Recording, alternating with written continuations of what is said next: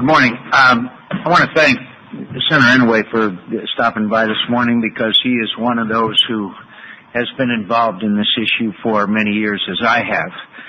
And Senator Inouye, for the record, one of my earliest memories was in 1983 when I was a member of the House, now 22 years ago, traveling to Navajo and Hopi lands and having a long series of meetings with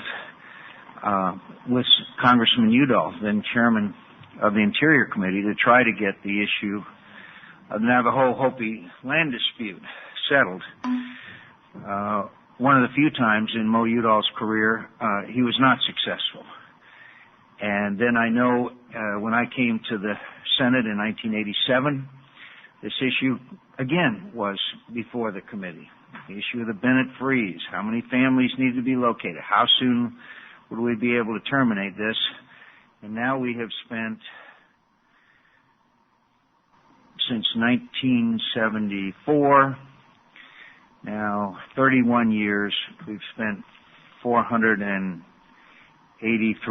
million. That's $483 million. And witnesses will come before this committee today and say, we're still not finished. It's going to be over. It's going to be over. It's going to be over. It's time it ended.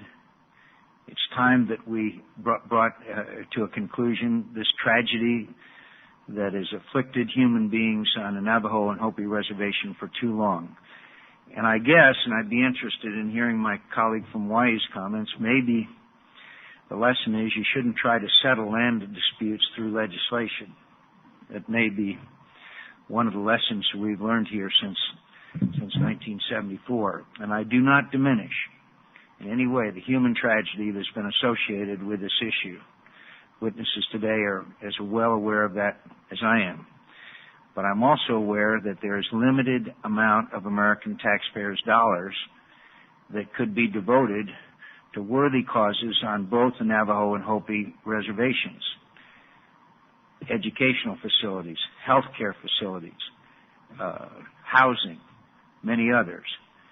And I want to emphasize, we've got to bring closure to this. And on many occasions in the past, all through the 80s and 90s, I was told just a few more years, just a few more years, just a few more years. The year is now 2005, $483 million spent in the meantime. It's time to bring closure. And I want to clarify that the bill is not intended to alter prior court decisions on land claims or to impact on ongoing negotiations between the Navajo and Hopi tribes. I commend you for the progress that's being made. I also understand there's a strong desire to address the deplorable conditions on the Bennett freeze. I, too, want to address this in separate legislation. When enacted in 1974, the Navajo and Hopi relocation process was intended as a temporary means to relocate families who were living on the disputed land on December 22, 1974, 31 years ago. The act originally intended the relocation activities would be completed by 1986 and that the total cost would be $40 million. Since its inception, the relocation process has been plagued with controversy and delay, and the Congress has had to amend the act several times to expand the relocation activity and provide additional appropriations. I recognize the deep emotional toll that relocation has taken on the Navajo and Hopi tribes and to the individual relocatees.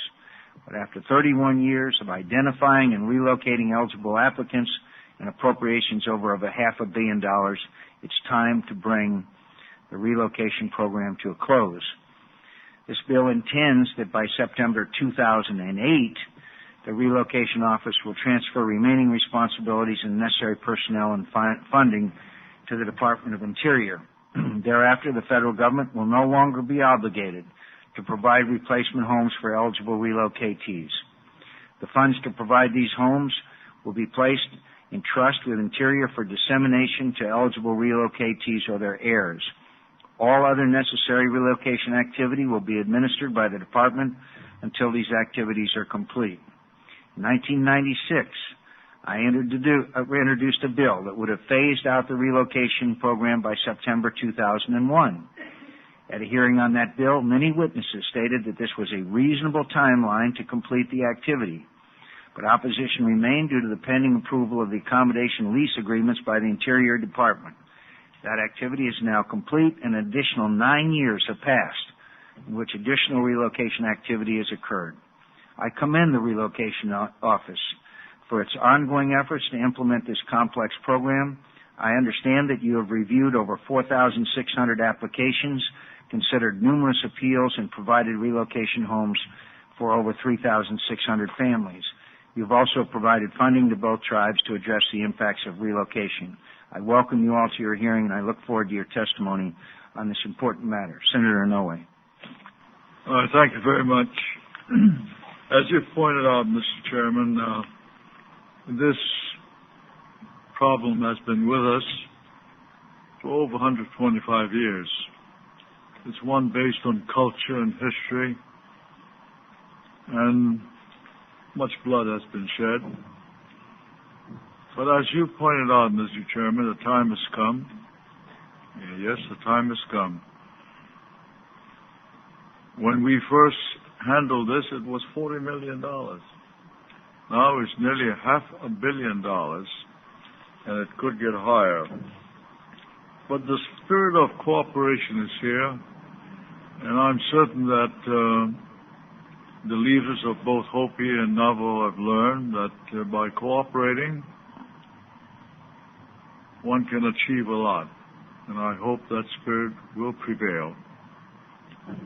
Someday soon, Mr. Chairman, I hope you and I can go there to celebrate this great event. Thank you very much, Senator Inouye, and I want to thank you for your continued involvement and commitment on this issue for many, many years.